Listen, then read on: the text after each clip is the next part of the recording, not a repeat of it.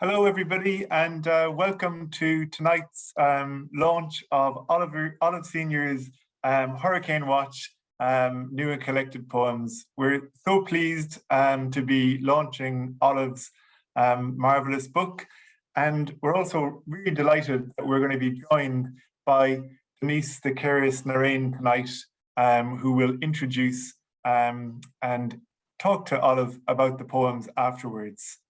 So it's great to see so many of you already using the chat, and great to see some familiar names and lots of new names and lots of great places that people are watching us from tonight. Please do tell us, respond to the poems in the chat as well, please. And also, if you have questions for Olive tonight, do pop them into the Q&A box. So that's the second box at the bottom of the screen next to the chat box, because after the reading and after Denise has spoken to Olive, there's going to be a chance for Denise to take a couple of your questions and put them to Olive as well. I think that might be what I need to tell you at this point. Thanks all for coming, and we will also, you'll get an email tomorrow with your note on how to order your discounted copy of the book.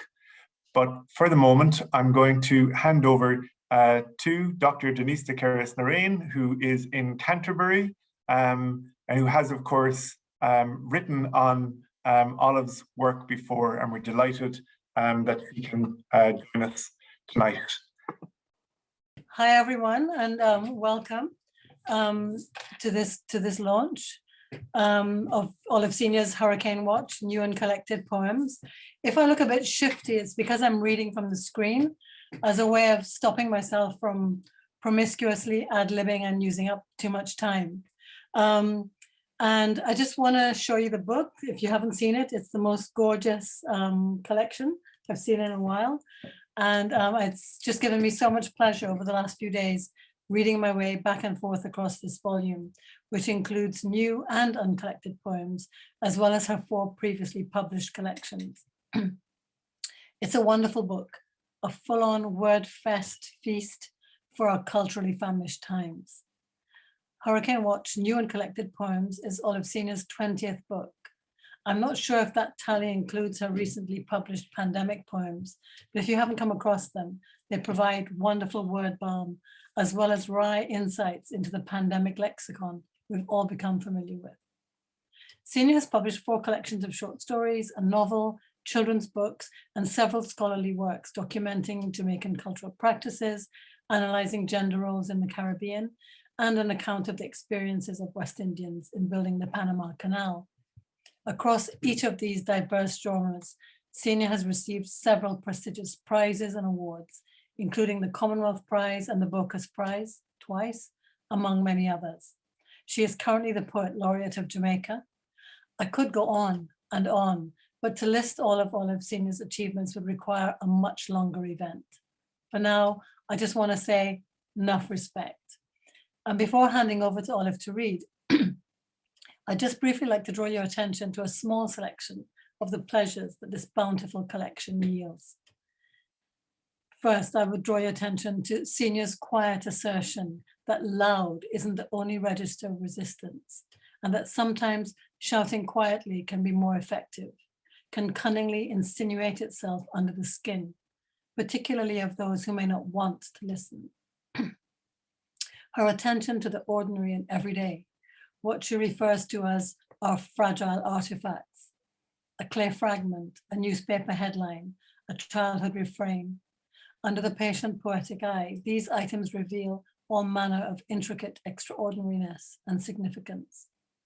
I'd also want to draw attention to the way Senior's poetry, from Talking of Trees through to the most recent poems, attend closely and intimately to the natural world, guiding readers to patiently learn from it, not speak of it or even celebrate it, by attending to its detailed specificity, whether in the example of flowers, trees, shells, or birds. Senior's distinctive poetic voice is sinuous and seductive and engages the reader with a wry intimacy, so that we pause stay still, look and listen with her. We are invited in to join the poet persona in bearing witness and to contribute to that Creole spiderwork of many hands that she refers to in Ode to Pablo Neruda. Throughout the collection, Senior's attention to both the hard graft and delicate craft of writing poetry is evident. Her poems are always shapely, thoughtfully and delicately formed, and often quirkily funny. My current favorite is from Magpie. Grabbing green eggs and ham or chocolate and jelly with lamb, anything that rhymes in the belly. I love the idea of things rhyming in the belly. Or the vivid birds preening in patois. Again, I could go on. As Marley puts it, so much things to say right now. But now, right now, I'd like to invite Olive to read for us. Over to you, Olive. Hello, everyone.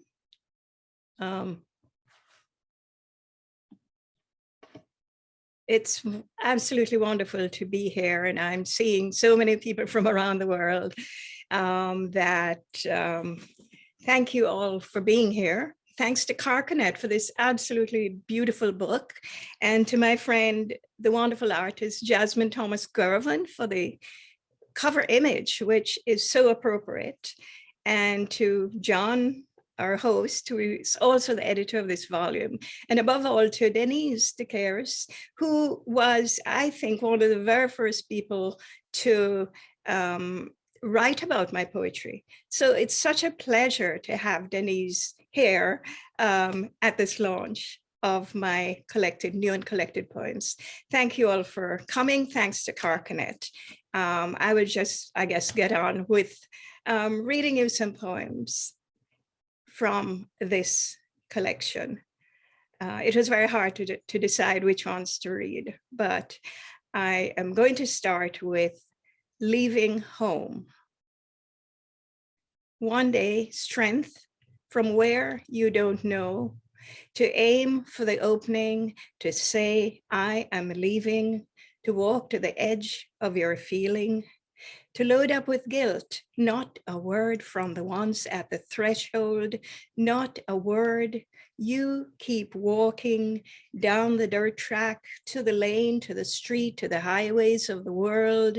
You alone, not yet stunned by the brightness, not by hardness of stone of the pavement. No, you say, I could get used to the lightness. Till the day you're snared by another sensation, on a hilltop at that, you find yourself drowning, a movement of ebbing and flowing. You recognize early or too late that you fail to detach from that mooring. Always cruelty of choice. Here's the knife, yourself, executioner, midwife. There are a lot of poems about hurricanes in this collection, including several hurricane stories in Gardening in the Tropics.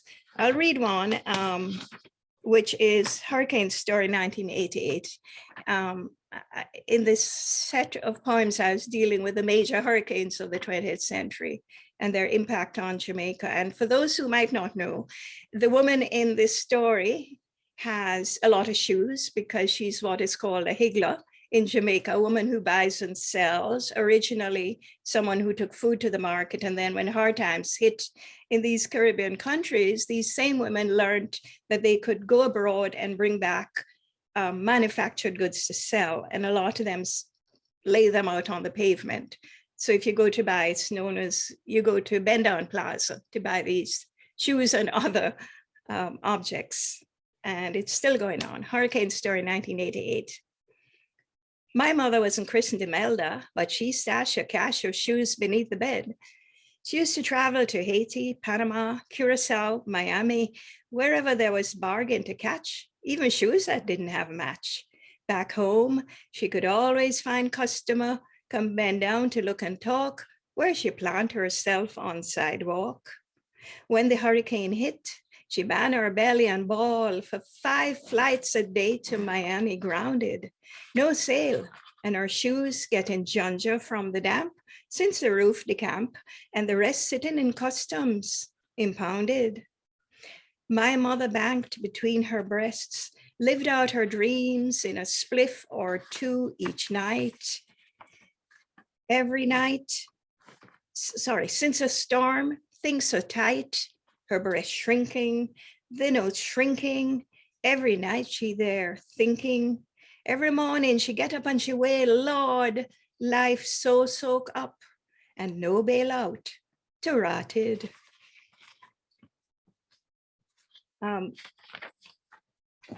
My book, Over the Roofs of the World, and quite a number of, and the other books have a lot of birds in them, but one of the themes of Over the Roofs of the World is birds and flight.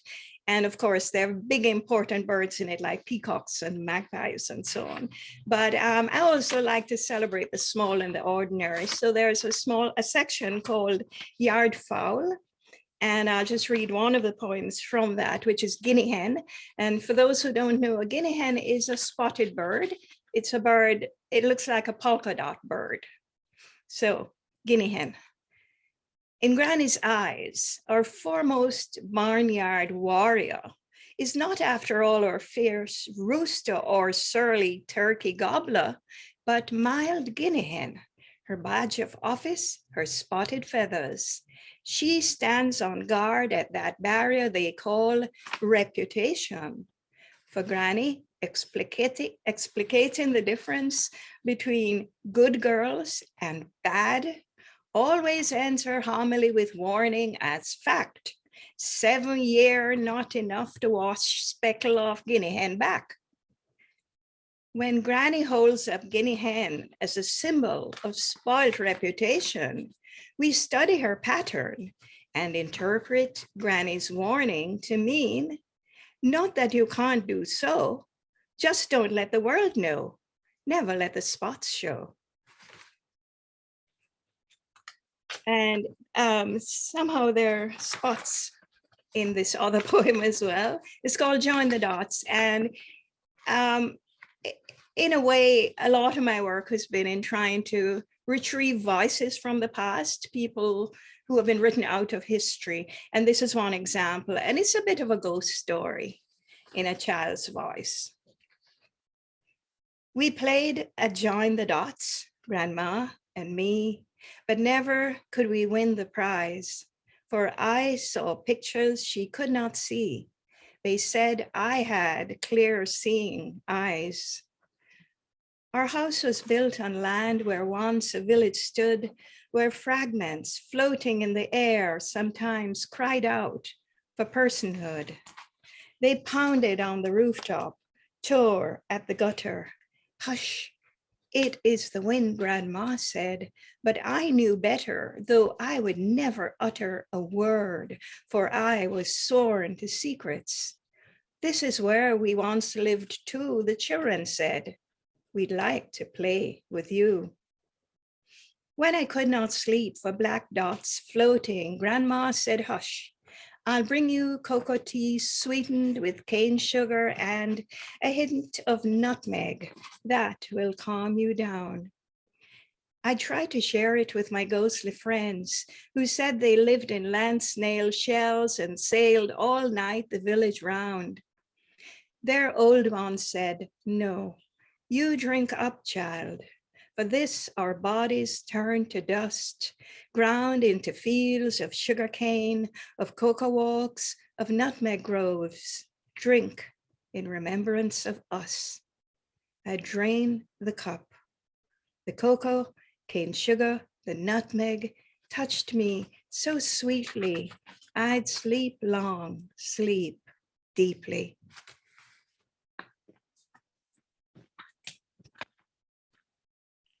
I always tell my writing students that writing is hard work, so we should enjoy what we're doing. And if I'm not enjoying what I'm writing, I know I should forget about it. So this is a sort of fun poem. If you're from the Caribbean or anywhere with mango trees, you know that when mangoes are ripening during mango season, your tree suddenly belongs to everybody. So I had fun writing this poem because I was in the country looking out at a mango tree and watching the action. And it's called "They're Stoning the Mango Tree Again." They're stoning the mango tree again. Puny fruits and leaves shower down like rain. The best of the crop has retreated to the top of the tree and out of reach, and no one dares to breach the rampart of ancient trunk with limbs armed with spiky wild pines and stinging ants.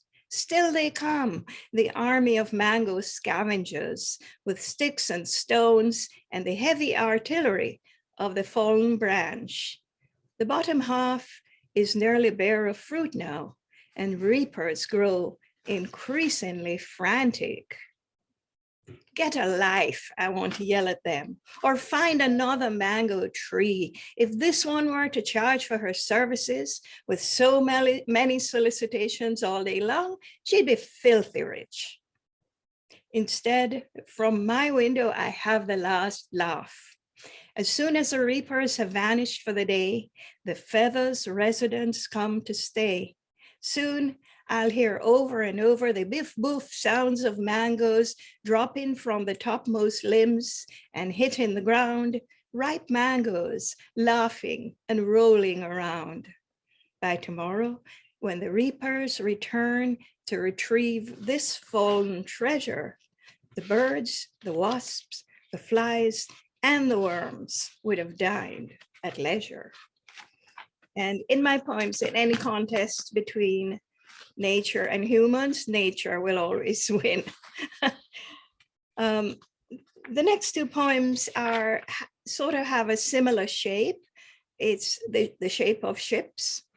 And this first one is the shape of the first Columbus's 3 ships, which arrived in the Caribbean in 1492. And the final stanza is of the birds outdistancing these ships. And this relates a true story about Columbus's arrival. It's called "The Pull of Birds." Colon, son and grandson of weavers, rejected that calling, but did not neglect craft, keeping 2 sets of books. On his first voyage, landfall receding, where was Japan?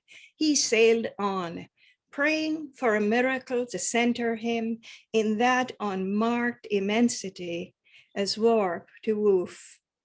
And suddenly from the north, a density of birds flying south, their autumn migration intersecting his westward passage. At such an auspicious conjunction, his charts he threw out. The flocks drew him south across the blue fabric of the Atlantic. Weary mariners, buoyed by the miracle of land soon, of birds flying across the moon. Birds seeking to outdistance 3 raptors skimming the surface of the sea, and sending skyward their doomsday utterance of hawks' bells tinkling endlessly, birds speeding to make landfall at Wanahani. And the other poem, this poem also has a shape of ships, but this is of a cruise ship and the various decks. And it sort of amuses me to think that Columbus's flagship was so small that it could probably fit on a very small space on the decks of one of these modern cruise ships. And I was actually notorious thinking about, I was close to the place in Jamaica, this so-called Discovery Bay where Columbus landed, and I was drinking wine. So I wrote this called "Cruise Ship Leaving Port at Night." Full moon and wine, and leaning over the railing, imagining a time when other watchers from the shore gazed on this very sea 500 years and more ago, as strangers floated in on galleons golden in the moonlight, when suddenly to my right, a sight such as that one, a cruise ship leaving port, afloat in a sea of light, golden in the moonlight. I was as awestruck as those earlier watchers from the shore must have been, except that my galleon was leaving, and the sea and sky, my heart, were not left empty and barefaced and blasted. For the fleecy clouds continued to scud across the marvelous star-studded sky. The little waves gamboled like biblical lambs, and I was left with a land that was still mine, at least as long as the wine and the full moon lasted.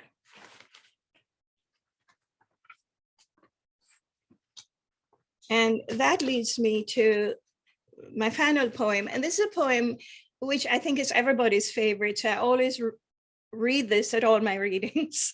It's quite long. I just explain that it's in two parts. The first part is in the voice of an indigenous person, probably a Taino from Jamaica or the Caribbean, who are the Taino are the people Columbus first met.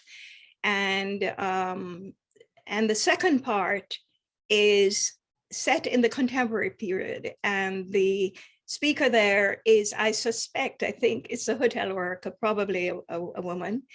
And in this poem, I try to encapsulate a lot of my thinking about history and the fact that 1492 is such a seminal moment, which introduced really the inequality of the races, among other things. And it is something that we're still dealing with today.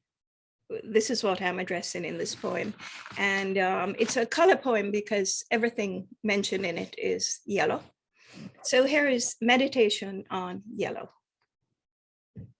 At 3 in the afternoon, you landed here at El Dorado, for heat engenders gold and fires the brain. Had I known, I would have brewed you up some yellow fever grass and arsenic, but we were peaceful then, childlike in the yellow dawn of our innocence. So in exchange for a string of islands and 2 continents, you gave us a string of beads and some hawk's bells, which was fine by me personally, for I have never wanted to possess things. I prefer copper anyway. The smell pleases our Lord Ukahuna or Mother Atabayara. It's just that copper and gold hammered into one in, worn in the solar pendants favored by our holy men, fooled you into thinking we possessed the real thing. You are not the last to be fooled by our patina. As for silver, I find that metal a bit cold. The contents of our minds I would have let you take for one small mirror to catch and hold the sun.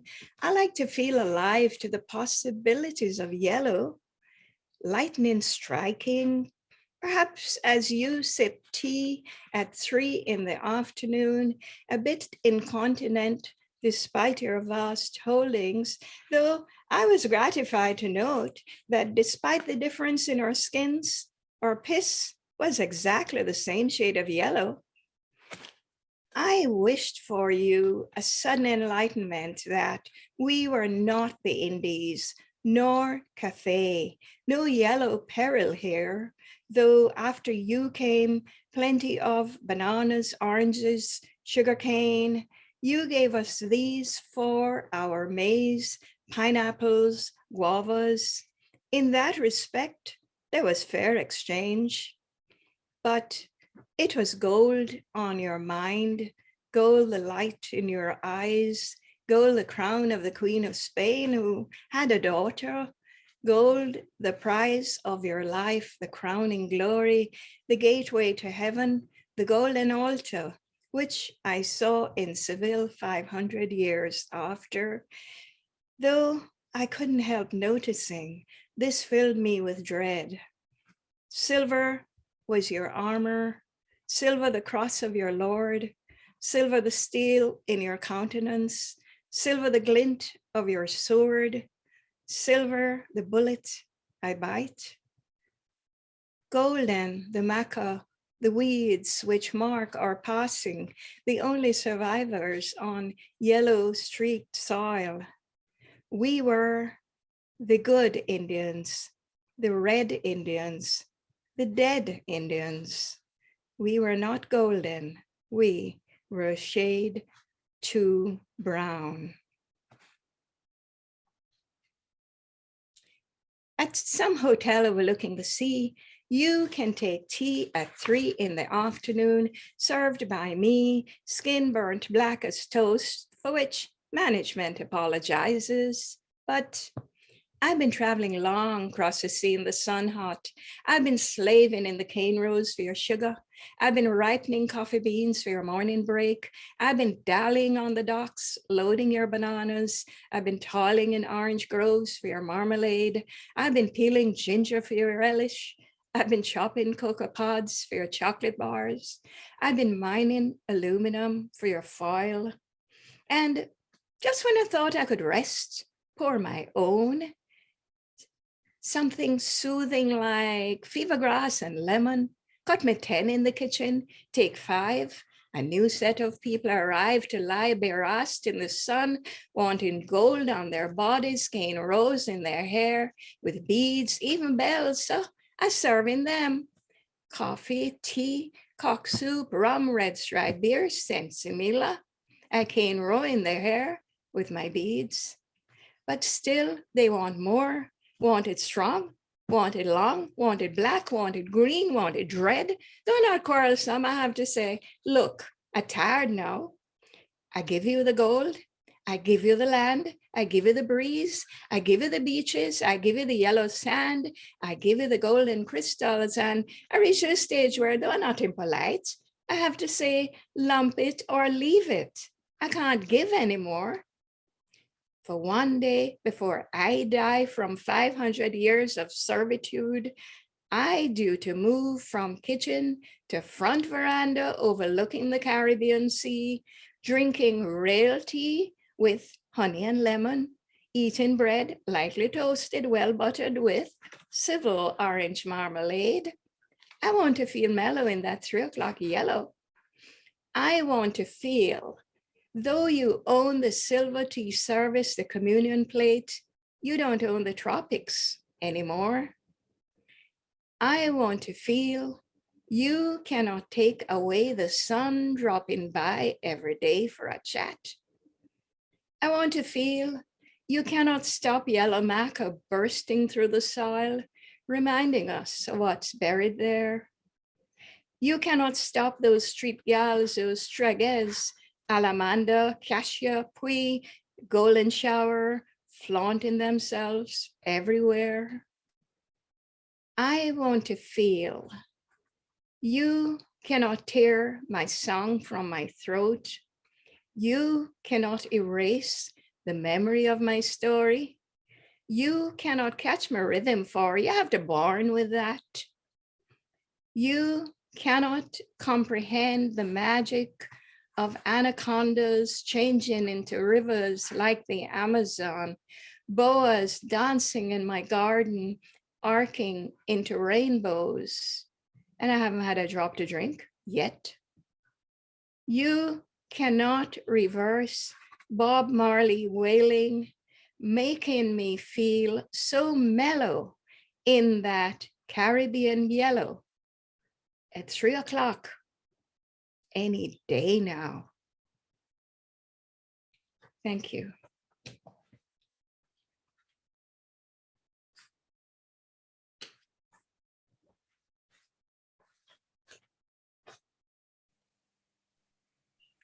Thank you so much, Olive. That was wonderful. And to read into the dark void with no faces and body language or response is a massive feat. So thank you so much for that. Yeah, I've said it before, enough respect. But yeah. So before we start, I just wanted to give you a chance to get your breath back. And I wanted just to take this occasion to read a tiny bit from your pandemic poems, because it just seems so relevant to this moment, because so many people are waiting on Zoom, you know. So this is under Z for Zoom. Those who are zoomed out or suffering from Zoom fatigue might well ask, how can I get out of this? Rescue might come from something as wildly improbable as a comic book hero zooming in to save us. But already there is an element celestial. You can sit for a while in a waiting room while a Zoom master decides to let you in, just like St. Peter at the pearly gates. I really love that particular pandemic poem. So I want to begin by just asking a question about that kind of thing that you keep riffing on, the thread of poetry, particularly around the poem Ode to Pablo Neruda, where you talk about being the one left holding the kite string, you know, the one fretting about not knowing what you've done with the rest of the string. And I find these are really wonderful images for evoking the responsibility of the griot poet. But I wonder if there are times when bearing witness seems heavier and more burdensome than this image implies, you know? Yeah, it is heavy and burdensome, but the joy comes from being able to write about it. You know, I think this is what being a creative person is. This is your reward for all the whatever it is you sacrifice, or your reward for feeling the heaviness. But I think in a way we're chosen in a way, or we don't have a choice really. Right. Yeah. About interpreting whatever is out there and sharing it with readers. So yeah, it's a kind of responsibility that I learned late as a writer.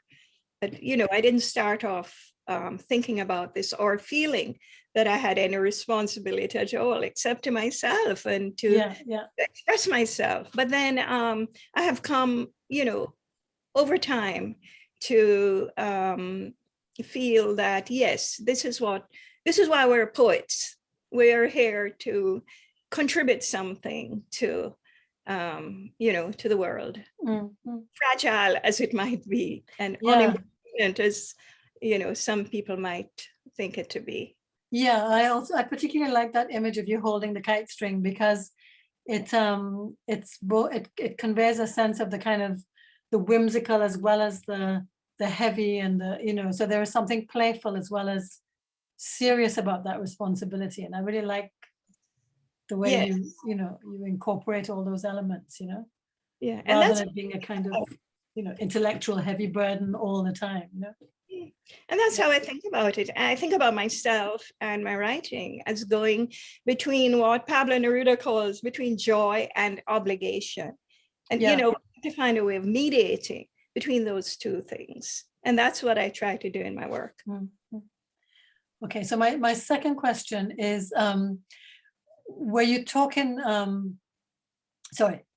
reading through the collected poems, I was struck by many continuities across your work, some of which I alluded to at the start. But I think your work also shifts in subtle ways over time, becoming, to my mind anyway, more confidently whimsical. I'm being a bit tentative here because I'm not sure how to actually frame this. And that perhaps the form is becoming more delicately fragmented and open. I think the question I'm fumbling towards is, has your approach to writing poetry shifted over time in any obvious ways to you that you're aware of? Well, I became more aware of it going through this collection, because it's the first time, honestly, that I've sort of read all my poems, you know, or had them together in this, all of them. And I realized, there's a shift, but I also realized that my first book came from that place where all of us as poets start, which is with the personal. We're talking about ourselves, but I think after that I took a decision, not just in my poetry, but in my fiction as well, to remove myself as author as much as possible from what I was writing. And so I chose to, for instance, assume the persona, to use voice a lot, to write through voice, to create characters, both in fiction and poetry, to carry the burden of the story as a more effective way. And so therefore, I think in a way I've tried to move further and further away from the subject matter as a poet, which, yeah, and I think that's my stance now, as opposed to where I started, where my stance was very subjective. Now it is much more objective. That's really interesting, because I felt reading through the whole collection, which I did over the past few days, a sense of you becoming almost more personal, but in a way that's kind of intimate, in a less autobiographical way, if that makes sense. So it's less about your particular autobiography, but more about the kind of the feeling and emotion and political interest and so on. So that in a way it's personal, because it's personal to you as a poet, rather than to you, Olive Senior, with a particular biography that you have. Do you see what I mean? Yes, no, I agree with you. Yeah. There are one or two poems in the new poems that are, I guess, a personal and autobiographical. I'm not saying which ones.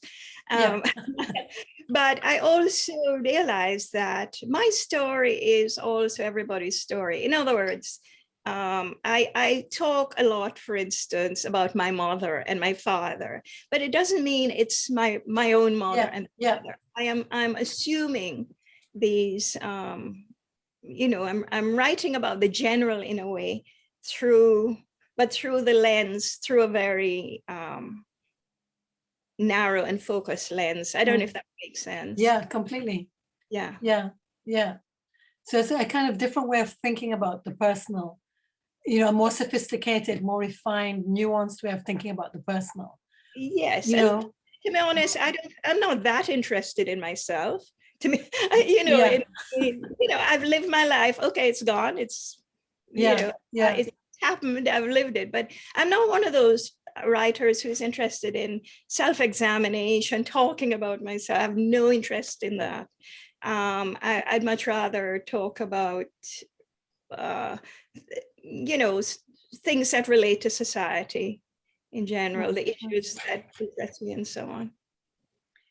Okay, I think I need to keep an eye on the chats and the questions, but just one more question. In the preface to the pandemic poems, you talk about how this is not your usual way of writing poetry, that you don't normally publish poems this quickly that are so directly engaged with community. But in a kind of weird way, I think all your poems, well, it's not weird at all, actually. It's kind of a cumulative, I think, that all of your poems, because of the way you involve your readers as kind of participant witnesses, I feel like your poetry all along has this kind of community, call to community, you know, without necessarily the call and response, you know, the formal structure. Your work, it seems to me, seems to invite readers to be, you know, to be alongside you in that witnessing, you know? Absolutely, so, yeah. I'm interested in, so maybe you could say a little bit more about what was different about the pandemic poems. Yeah, okay. Because everything I write is addressed to someone, you know, I'm very, very conscious of that.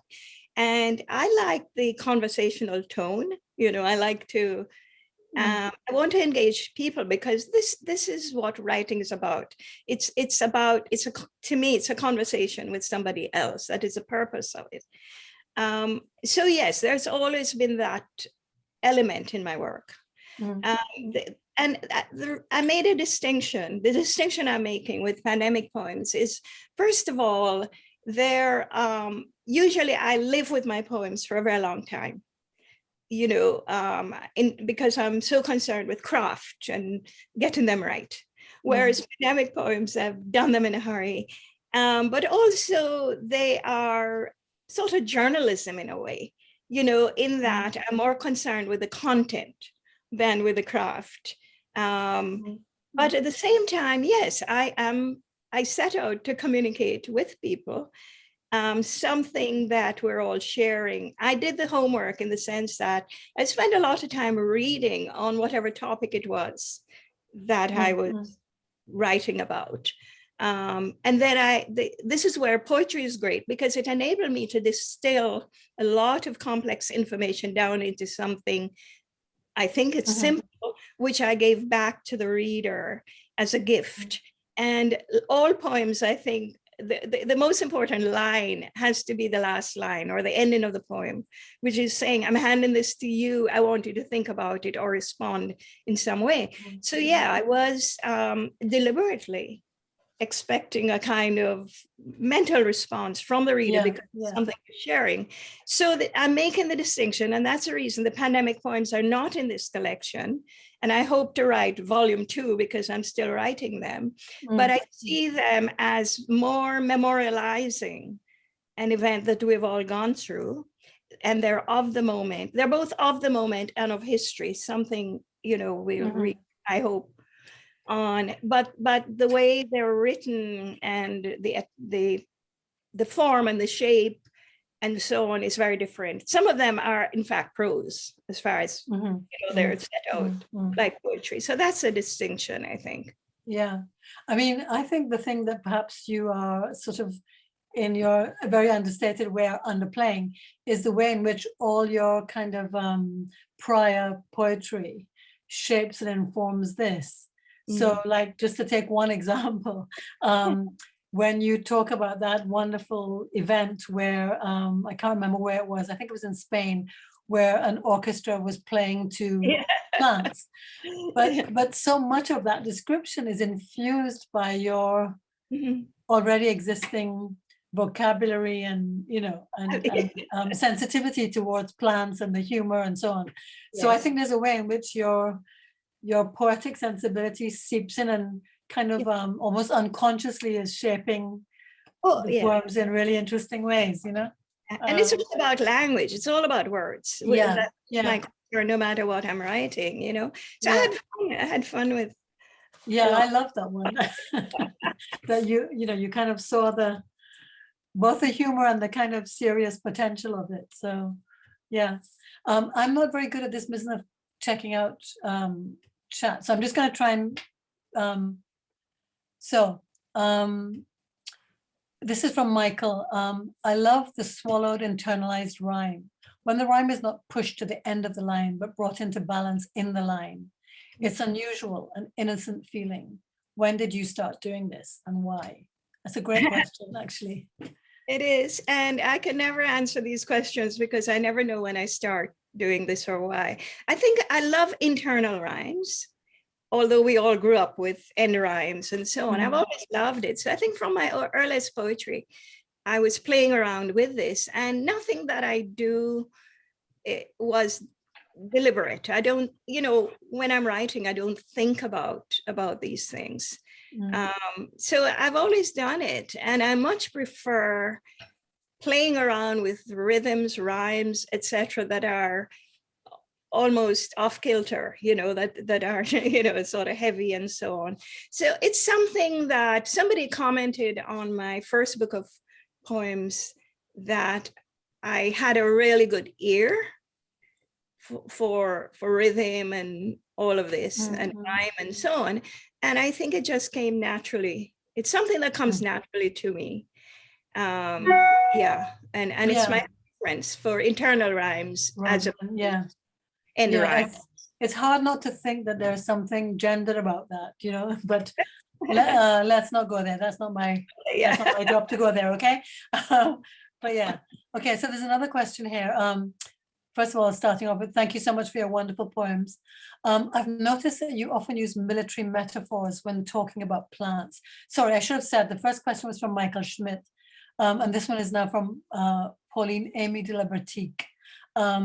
She asks, I've noticed that you often use military metaphors when talking about plants.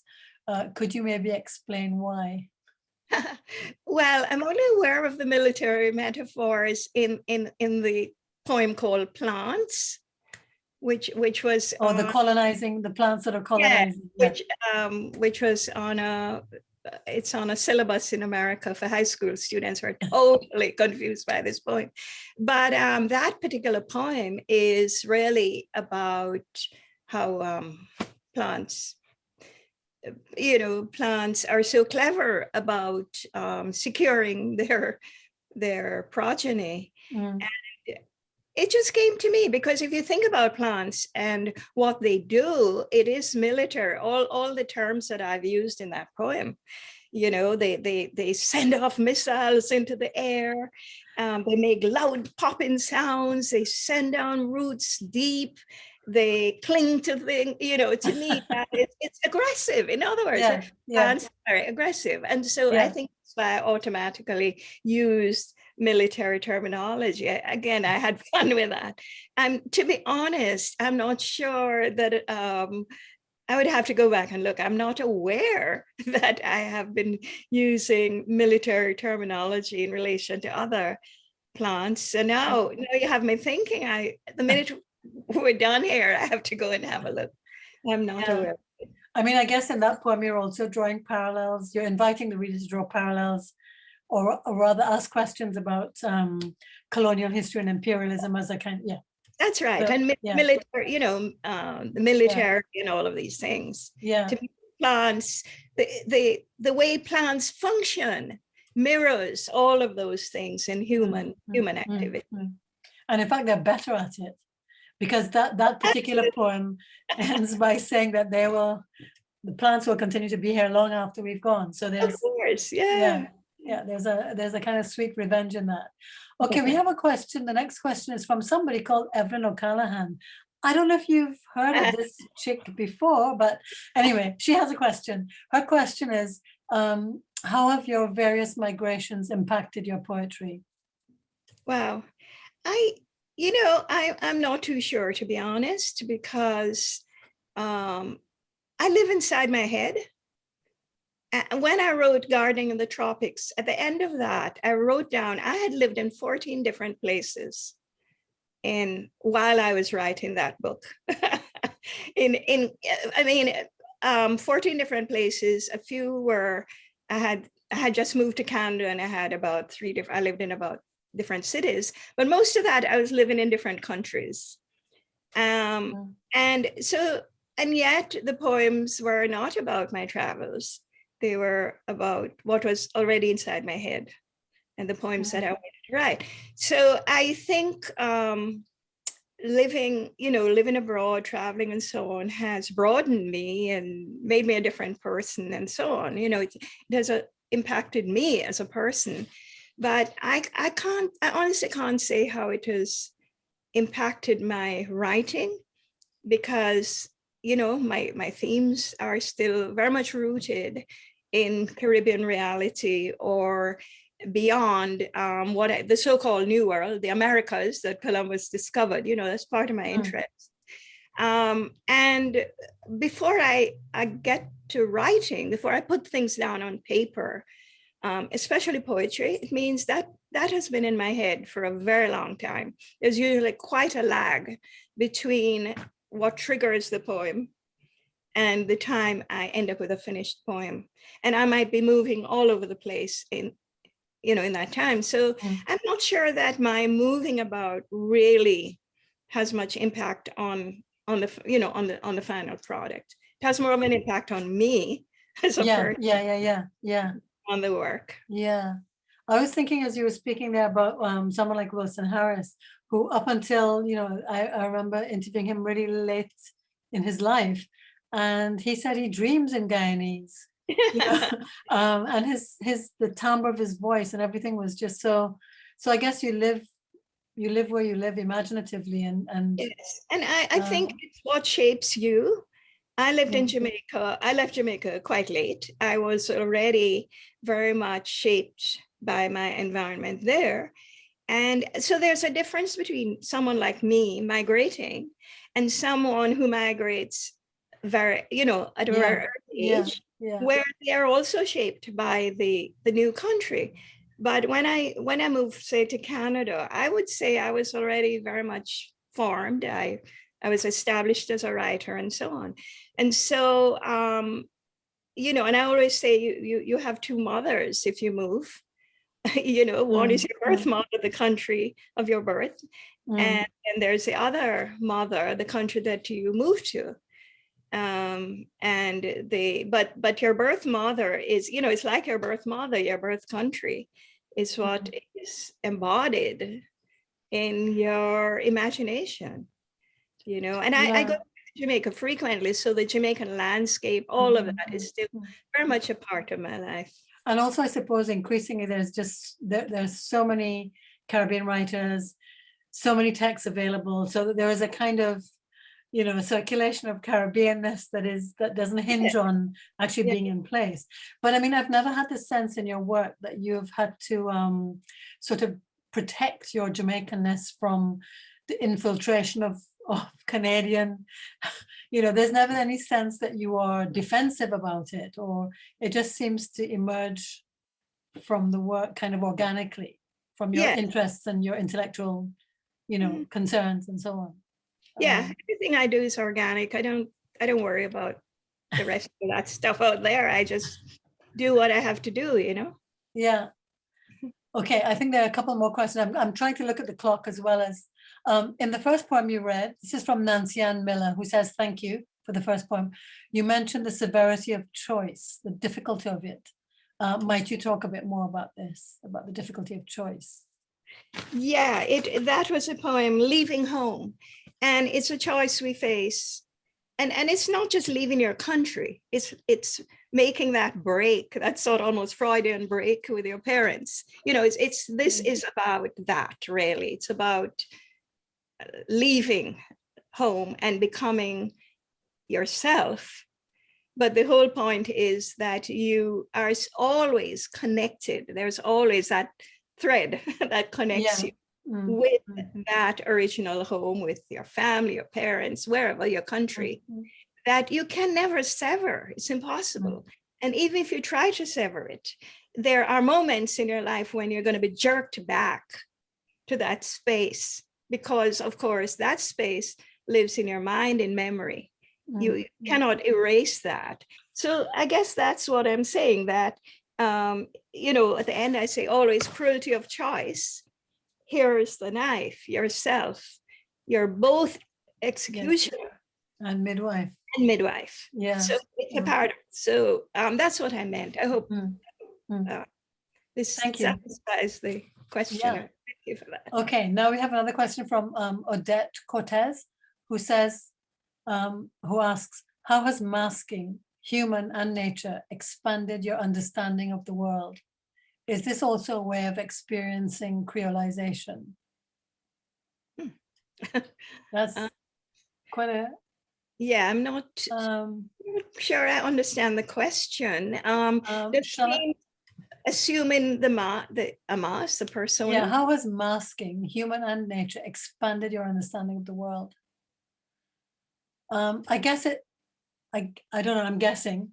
The question is asking something about the way in which in your poetry you shape shift, and whether that's a way of, I don't know if I've got that right, Odette, but that sense that in your poetry you inhabit different shapes, and might that be read as a kind of aestheticized form of creolization? I don't know if I'm mangling the question, but I guess it could be, because creolization is about shape shifting and assuming different faces, different masks. You know, that is what it is. So if that is a question, so does that answer the question? I'm losing it. I think Odette hasn't come back, so I'm going to hope that because I mean, I think you do.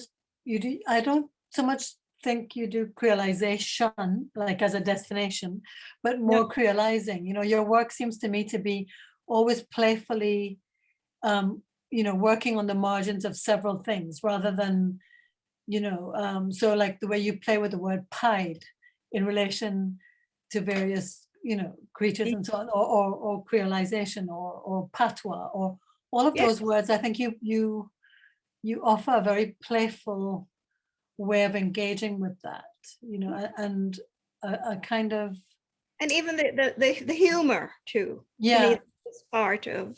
Yeah, and also your humor is quite gentle and quite nuanced. I think sometimes creolizing strategies can be quite, you know, full on.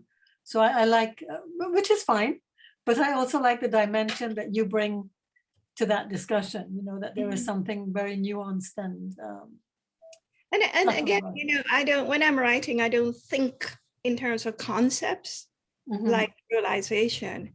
I think my work is a reflection of who I am, my thinking, my personal ideologies, and so on. It just comes out naturally in the work. You know, I don't deliberate when I'm writing or creating something. I don't think I'm writing about creolization here. Yeah. It's for the reader to pick up these elements in the work. You know? And I think your poetry in particular, but other forms as well, are open in that way, you know,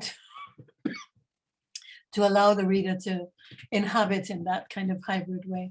I'm conscious that we have 1 minute left, and I think that was meant to be a wrap up. So can I thank everybody for the questions, and thank Olive so much for the reading, which was wonderful. And I think Michael is going to come back in again, but I may be wrong. I am going to come back in again. And you are Michael, aren't you? I'm John. Oh God, I'm so sorry. Well, thank you so much, Denise, for such a wonderful hosting. And Olive, so great to hear you read those poems and to be able to speak so fluently and so interestingly about them as well. There's wonderful comments from so many of the readers and listeners tonight in the chat as well to the poems. So it's great to see. So thank you all for coming. Please do pop any further notes you might have for Olive into the chat, and we'll get them all along to her later as well. For now, I'm going to put a link in there for you to go to the Carcanet shop, and you'll be able to use Senior Launch at the checkout to get the discount on this absolutely fantastic book that we're so proud to be publishing at Carcanet. And do join us at our next launch as well. We're going to be back here later this month with American poet Carl Phillips, whose new book and selected poems in a format not too dissimilar to Olive's is going to be the next book that we're launching, and that's going to be launched by novelist Brandon Taylor. But for tonight, thank you again, Olive, and thanks again, Denise. Good night. So much, Thank and you. thanks to everyone. I look forward to reading, you know, the chats, and thanks, Denise. No problem. It was a pleasure. An And absolute pleasure. Okay. Bye-bye. Bye. Bye. Bye.